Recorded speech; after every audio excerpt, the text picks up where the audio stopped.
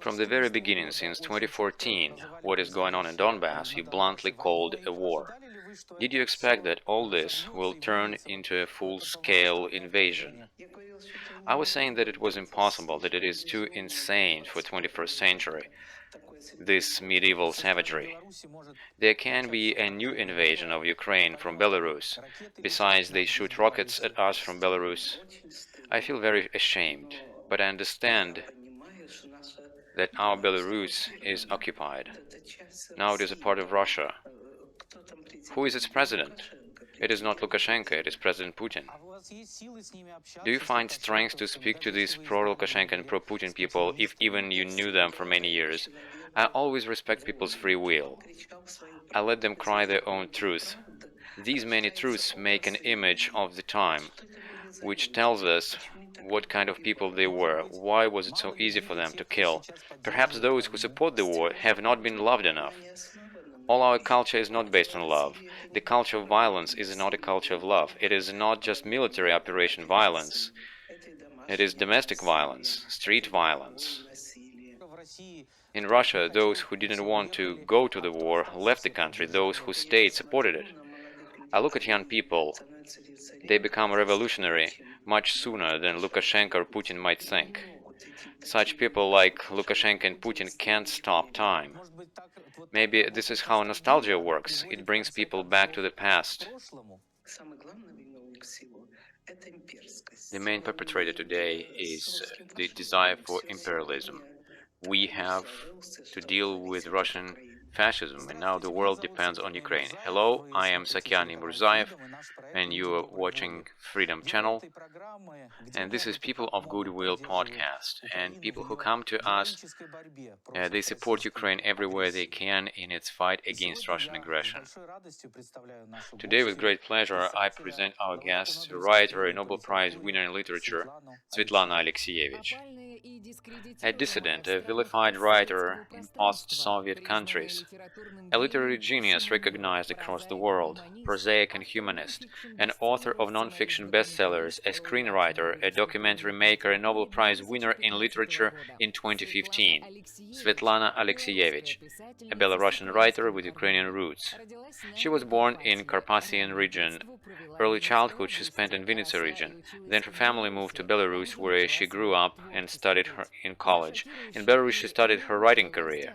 She wrote about shocking historical truths unwanted by the official authorities.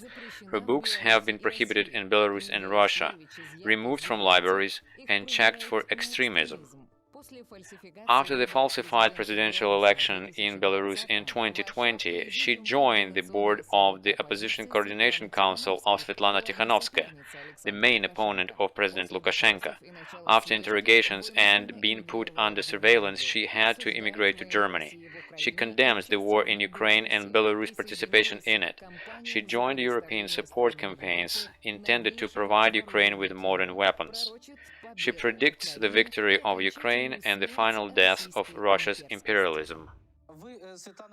Svetlana, from the very beginning, since 2014, you used to say that what's going on in Donbass was a war.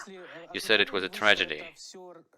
Did you expect that this will turn into a full-fledged invasion that we witnessed on the 24th of February 2022?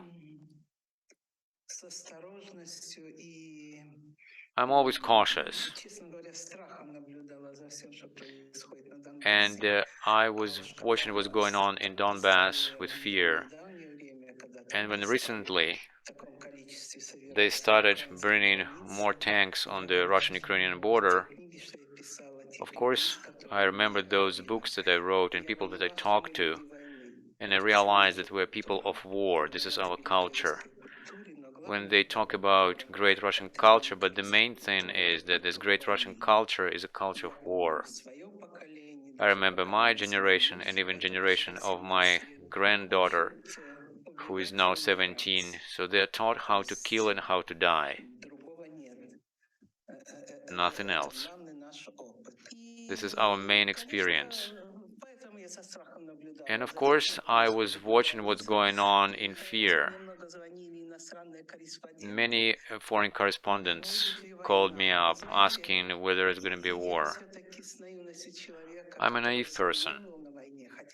I haven't been to war, though I went to Afghan war, but it was far away, thousands of kilometers away, and I thought it is impossible, it's way too crazy, this medieval age savagery.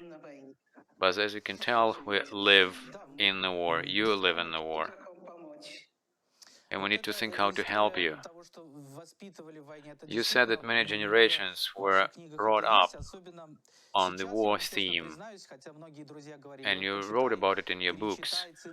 Many friends of mine told me I should reread Boys in Zinc or Unwomanly Face of War, but right now I think the book I like the best is Time Second Hand, and in that book you predicted that Russia will lie down on its comfortable side that's been lying on for centuries.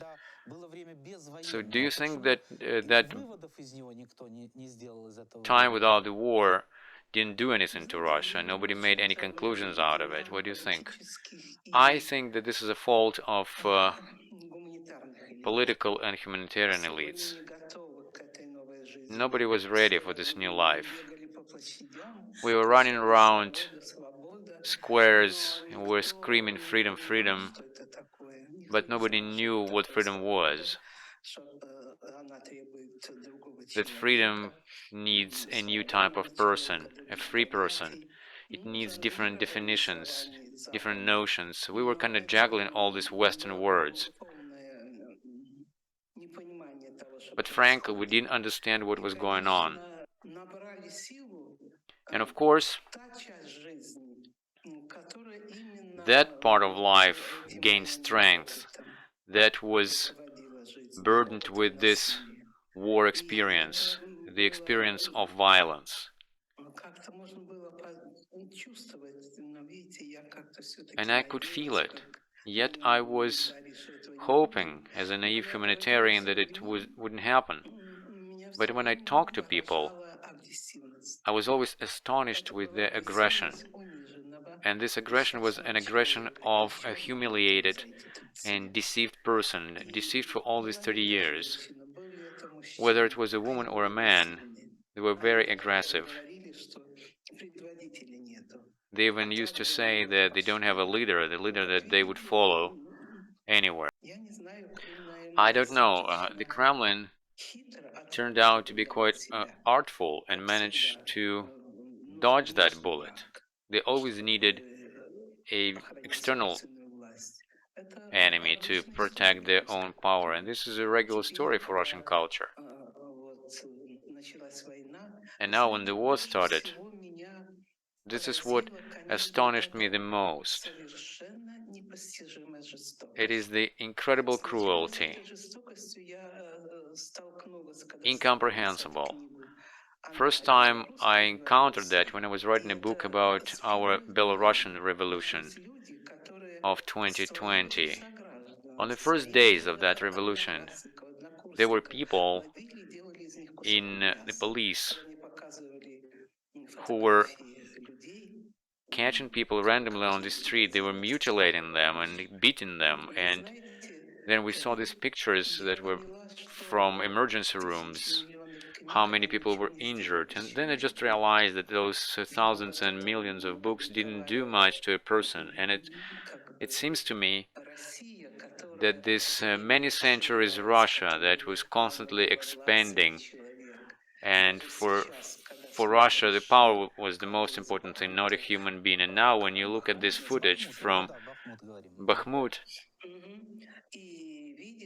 and you see these mutilated bodies, so many dead bodies, I think anybody could go crazy seeing this. And only during World War II we saw such a number of dead bodies. As a soldier's cook used to tell me, then she would cook a saucepan of porridge and soup and nobody comes to eat it. The same thing is happening now. I don't know how these people who are in the front line right now, how they actually cope with this psychologically. It's absolutely incomprehensible. All of us are living in the war, and our morning starts with the news and we are watching what's going on there, and through the day you go and you watch the news. And what I'm surprised with is our helplessness. Many people, the majority of people, are helpless. I left my country. I couldn't do anything in my country. Now being abroad, I can't do much either. And when I look in your eyes, Ukrainian eyes, I feel ashamed because you're dying there, and we managed to avoid this open confrontation. And there are no answers. Yes, you're right. It's quite complex. One of the characters of your books, when they were asked, how did you survive? And they said, I was loved in my childhood a lot. When I read this phrase, it touched me. And then I'm thinking, then maybe those who are supporting the war, they were not loved enough. Maybe they don't feel that they're sinking in this animalistic cruelty. Maybe they were not loved enough. I have no doubt. Actually, to me, it was quite important because all our culture is not based on love, because the culture of violence is not culture of love. And as we can see that this violence, it's not only military violence, it's also domestic violence, it's street violence. There are many types of violence. And I think we grew up in this culture. Perhaps our parents didn't quite understand it completely. And I don't know uh, that those people read the books, and because we were so proud that our country is so spiritual. But right now, being in the West, I wouldn't say that we're the most spiritual country. But before I used to say that, because when I see people here in the West who value their life more, and life in general, life of a living being. Young people, they save penguins or some extinct birds. But in our countries, nobody's talking about this. They got these tanks and they're shooting each other. You wrote a lot about being in Afghan war. And as far as I remember, you were so shocked by this war and you didn't want to go to any other war in Donbass or Chechnya. Many years passed since Afghan war, and maybe you don't feel fear anymore or any other unpleasant feelings. So what stays with you from that Afghan experience, the war that you saw so close? You know, this is the ugliness and unexpectedness of death.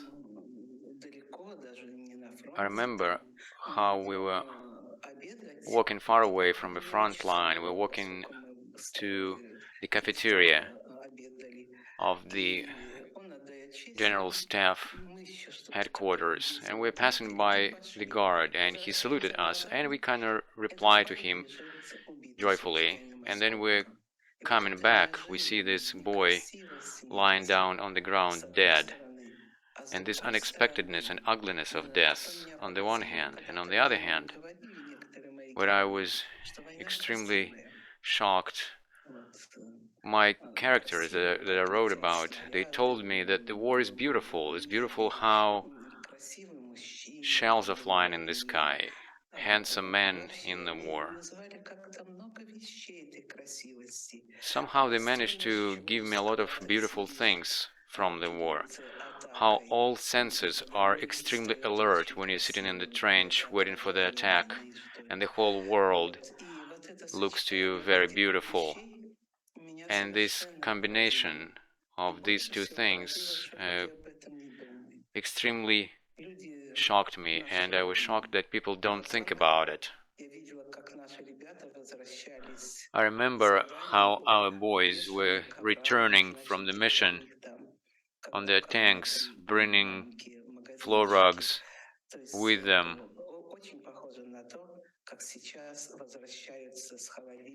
Similar to what we see today, how Russian soldiers come back home with washing machines and refrigerators. It's very similar, very similar.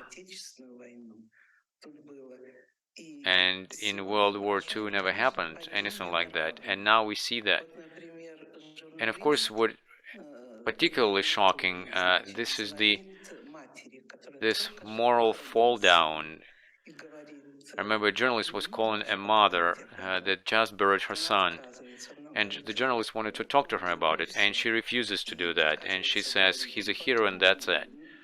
And she doesn't want to talk, and then finally she decides to answer, and then she says, if I talk to you, then they will deprive me of these 5 or 7 million rubles that she was supposed to be given for her son.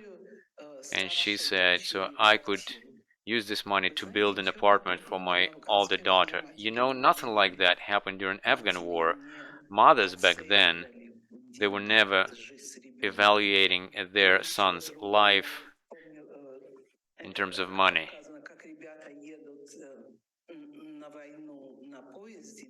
And also then I saw this footage how boys are going to the war on the train, and one of them is saying that they don't have money at all at home, and then he says that if I die, so my parents will get that much. And I don't know even where it came from. They say it was coming from TV, but maybe it's something even worse than TV. Maybe it's human nature. I don't know. Because 30 years, I can't even imagine where it came from, this fall of morals.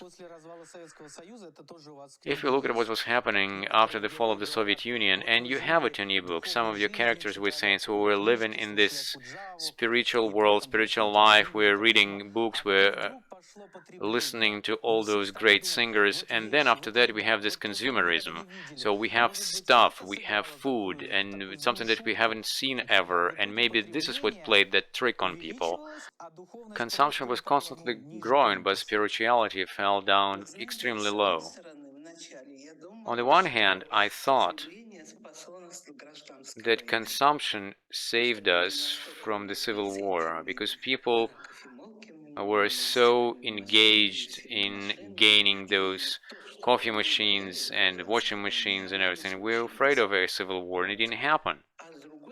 But on the other hand, maybe we underestimated that the country was extremely divided for the poor and the rich, and the poor became very angry. The poor was thrown down on a very primitive level of life. And of course, immediately that beast was awakened in a human being. They have nothing else. It was just a person that was just slightly touched by culture. And this cultural layer was blown off. Svetlana, when there was this event in Belarus in 2020, 2021, and maybe many people in Ukraine, they hope that if Belarus manages through this, then there won't be a war in Ukraine. Why Belarus didn't wake up? Why it didn't happen? Actually, I doubt that the war wouldn't happen. I think that the war would start in Belarus first. I don't believe that Russia would give up Belarus, would give up Belarus to Belarusians themselves. I don't think so. Russia was ready to do what it is doing right now in Ukraine. Somehow they managed to defeat us, or we didn't manage to defeat them.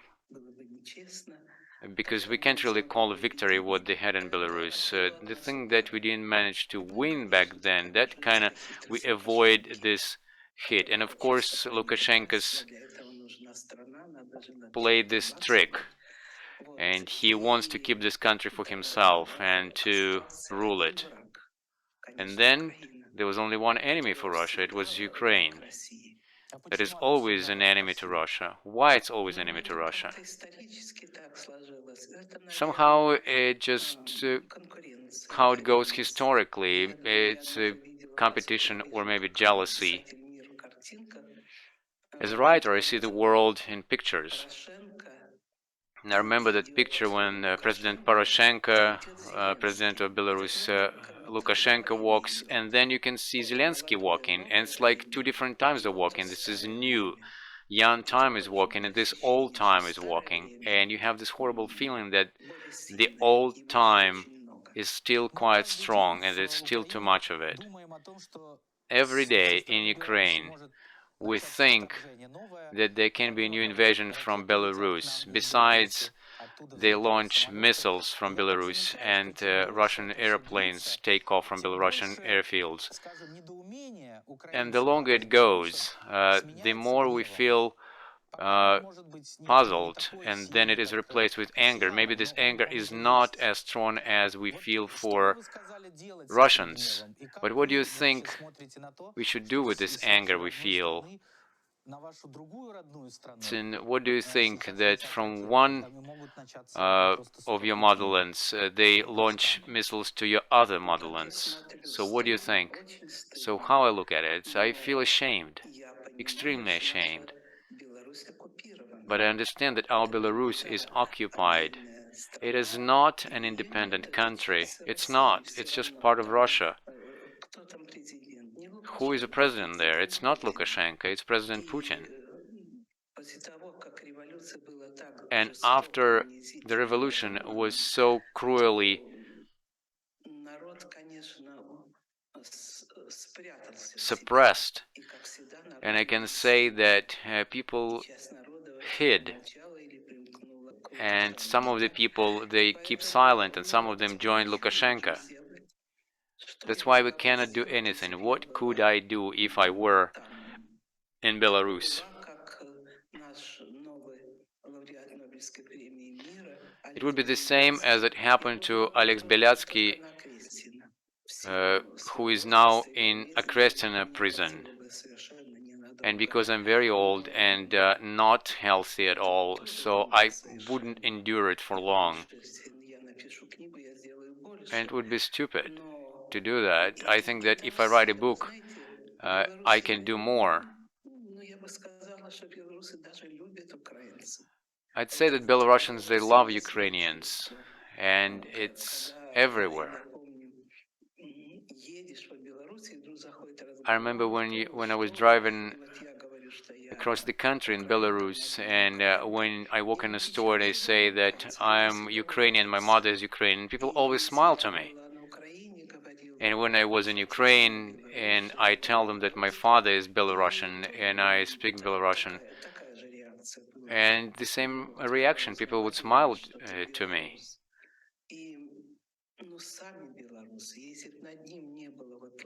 And the Belarusians, if they were not suppressed by Lukashenko and Putin, they would never go to war. They would never allow the airplanes take off from Belarusian airfields. They would help Ukrainians.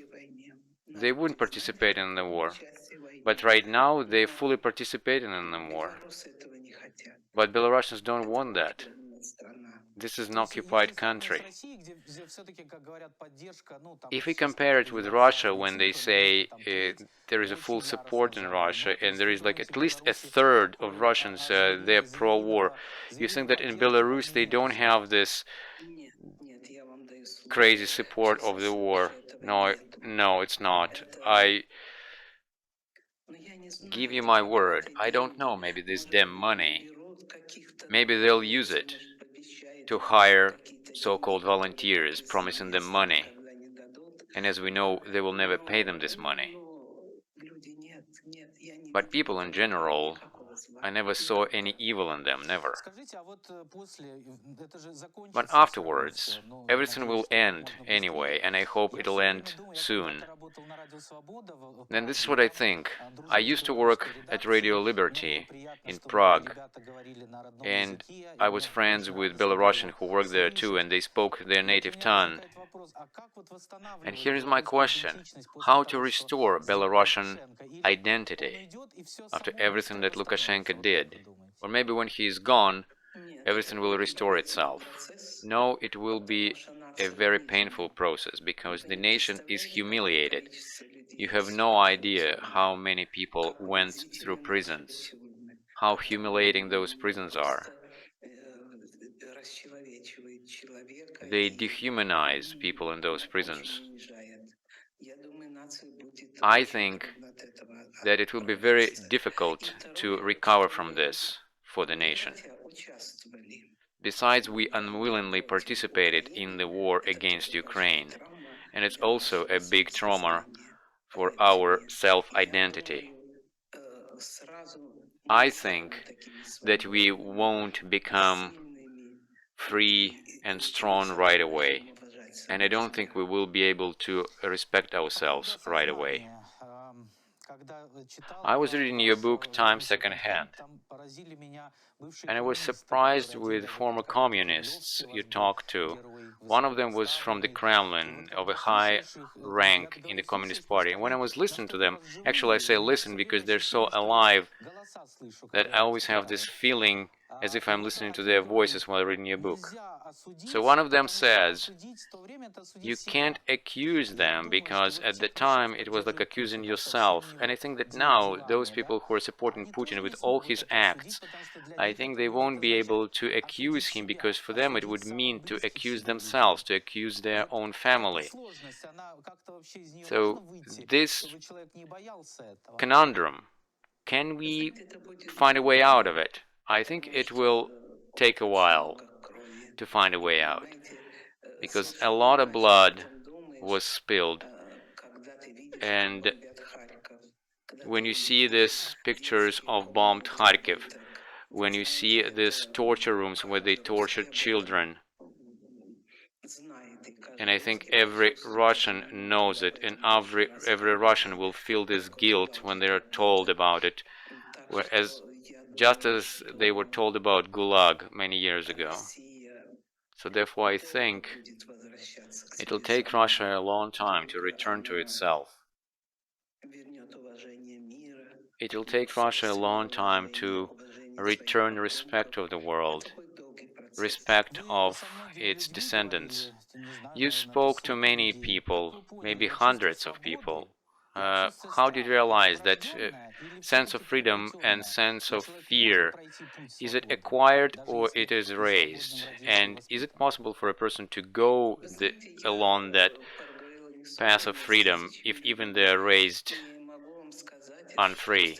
Actually, I spoke to thousands of people, and I met many people who were religious communists, like my father, for example. They managed to go along that path of freedom. They realized in what time they lived and what they were part of. I think that people are not very enduring, and a person can easily give in to this idea of power. And this idea, particularly when it is intensified with the experience of living during Stalin's time, it changes people. They turn out to be different people. Sometimes I meet my classmates from university or from my school, and I talk to them, and they're not the same. They're not the same people that I used to know when we were students. How we dreamt about this new country, how we were looking forward to those changes, and all of a sudden these people are pro-Putin and pro-Lukashenko. How did it happen? Why did it happen? I don't know. Now I'm writing a new book and I'm trying to figure it out. Do you have strength to talk to these people who are pro-Putin or pro-Lukashenko if even you have known them for many years? Do you find this strength in you to listen to them? While writing Time Secondhand, the book that you read, I find strength to talk to guards from the prison camps. Yes, I read that and remember it.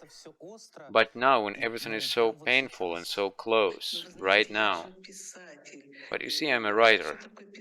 And what a writer is? This is the person who thinks honestly. And I'm tormented that I couldn't find those answers. I'm looking for those answers. This is my profession, this is my life, this is my work. What do you tell them? Or you prefer to listen to them more?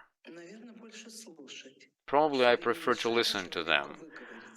Maybe it's better to let persons speak.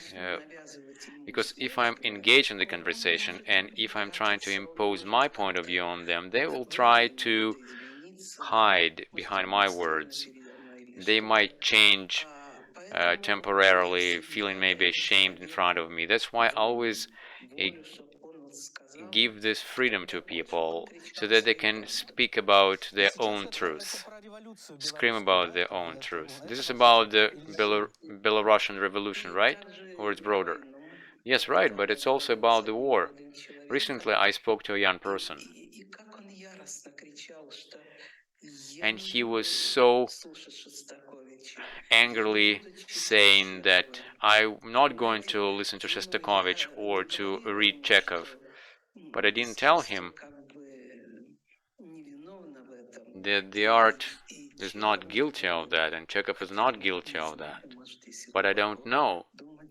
Maybe if you think deeper, then maybe they are kind of guilty. Maybe this imperialism is in Russian literature. There is a lot of this imperialism in Brodsky's poetry and in Pushkin's too. But you need to give person freedom to be able to scream their truth, and then out of all these truths you will have this image of the time, what kind of people they were, why it was so easy for them to kill and to die.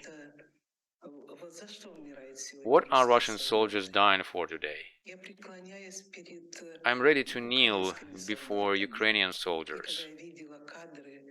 When I saw this footage, how the refrigerator trucks are taking away dead bodies, and all people, they run to the road and they kneel to these refrigerators.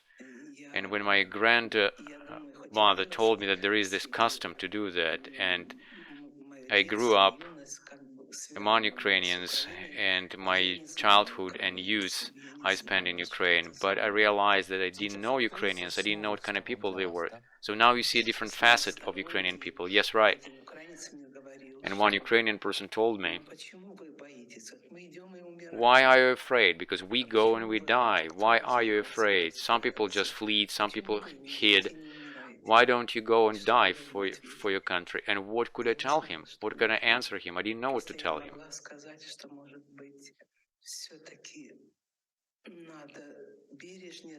I could only say that probably we should be more careful about person's life, because the life of your people who died in Bakhmut, you have to be very careful to their lives, because they give their life for their home, for their motherland. But we don't.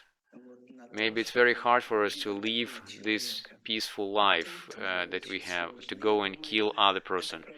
It's very difficult, and I think that problem existed in the beginning in Ukraine, to go and kill someone, even an enemy. But the only thing I can tell you, when I look at very young people who are still in a high school, they're very quickly becoming revolutionary. They become revolutionary much faster than Lukashenko or Putin might think. So there is hope for these young teenagers. Yes, they're going to be different. They're not going to accept this medieval savagery. Such people like Lukashenko and Putin, they cannot stop time. Because time is a matter that is out of reach of dictatorships. It is just the past is trying to rule our present. This inexplicable thing happened, that the past turned out to be ahead of today. So in other words, old people are running us. They're using their notions, their concepts, things that they read, things that they speak about between themselves. They're trying to win over us. They even brought those enemies from the past when they use this anti-America and anti-West rhetoric. Of course, you remember all those mottos that they used to have back then in Soviet time. Yes, they use them today. Maybe it's nostalgia that played this role, this general nostalgia. When they say it was better back then, when they used to speak about Belarus, that it's so beautiful in Belarus, it's all orderly, quality products, quality groceries. This is what Russians used to say about Belarus. Maybe this is how nostalgia works, and it brings people to the past if you kind of live with nostalgia. Well, the main thing is this imperialism. And I remember when I traveled across Russia and I just realized this imperialism in Russia kind of brings up this aggression, because Russia cannot be humiliated for long. It's very dangerous to humiliate Russia for long. So this animal will jump out that is called another Russia.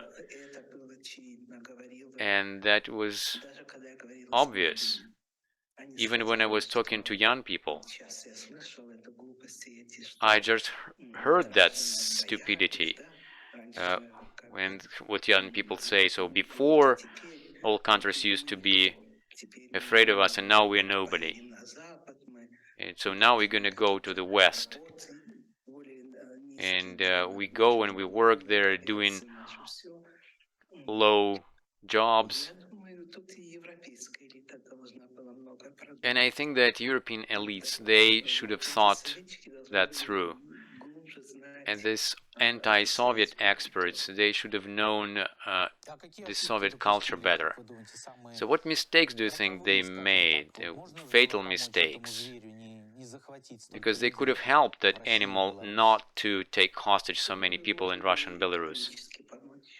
I think they could have helped economically. And it's not only I who say that. George Soros used to say that fear of Russia played a bad trick with us.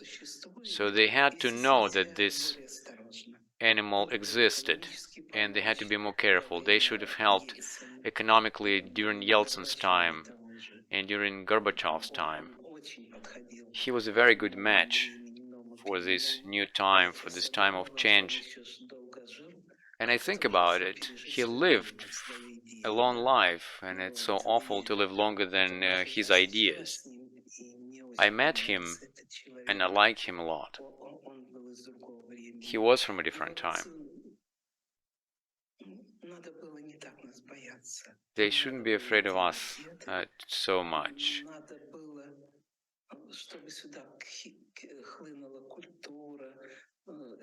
They needed to pour culture here and maybe some economy tools.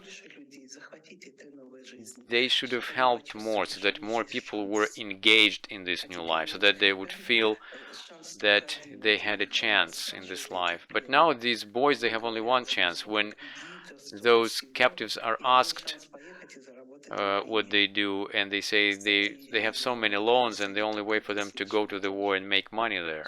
And they go there to make money. They go to the war to kill another people.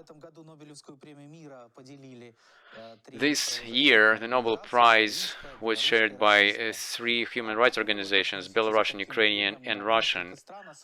What is your take on those prizes for these countries, especially at such a time? Because some people felt discomfort, meaning that there is this Russian organization among them, in this organization Memorial. Of course, out of question, they earned that prize. Actually, I think that that was a right attempt to give a chance to our peacemaking. And I respect all these people who received this prize. Only when you meet and see people's eyes, you can find a way out from this deadlock, from this historical trap, from this trap of cultures. And concluding our interview, I would like to ask you this question, referring to what you say. You have this character who saw the war in Abkhazia, and this is how she speaks about the war. If water is on fire, how to stop it? This is a question, a parable question. So this is how she describes the war, her feeling of the war, how to stop fire on water, how to find a way out of this horror that we live in. I remember this young woman, she couldn't live a normal life. After that, she went to a nunnery, she became a nun. And she was very much tormented with her experience. See, for a long time we lived without a war. And I remember how my generation was told, it's so great that with your generation a new time starts, that there were not going to be wars anymore. And one of the characters of mine said from the book The Unwomanly Face of War, when she was told that it's a victory, she was an artillery operator, and she said that they used all shells, and the audit came and said that you used up all shells and we should put you on trial. And we were thinking that why do we need all these shells and bullets, so we used all them up. Because everything that people saw during World War II, they can't have another one, but it turns out it can. People say that we need to have a new vision because of the environment, because we can't cope with what's going on with the nature when we're already in the war with nature. And of course we're not going to win this war. And we need to have a completely new vision. And I think we have to have a new vision. Perhaps I am a naive person or a pacifist. I'll put it this way, there is nothing more valuable than a human life.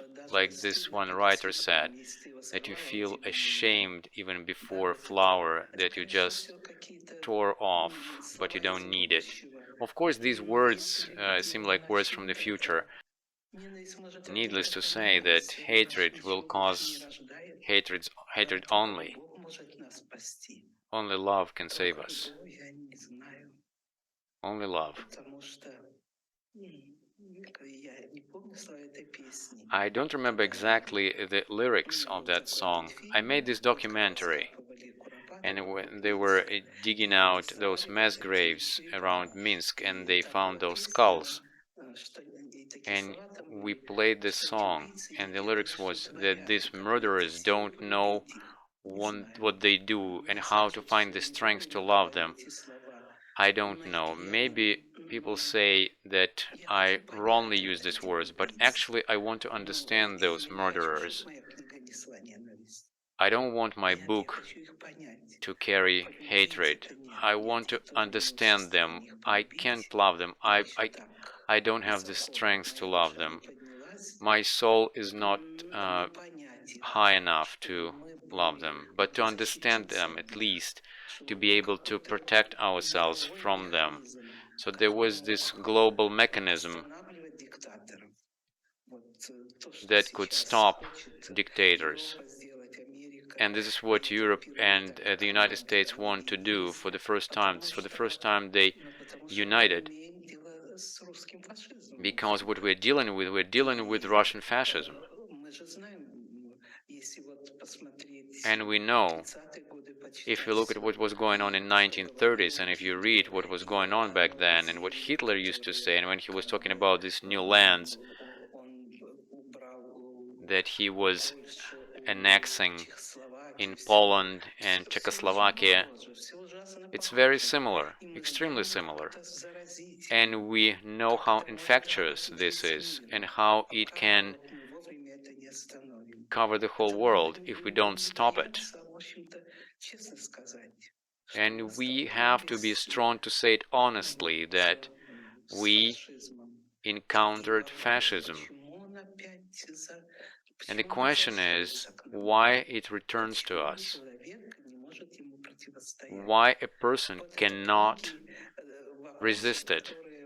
And these are the questions in my book that I'm trying to find answers for. But people tell me that, Svetlana, we need a book. This book is needed, and I know that I need to write this book. But this book is not only about our sufferings. This book should be deeper. This book should be about human nature, about the imperfection of a human being.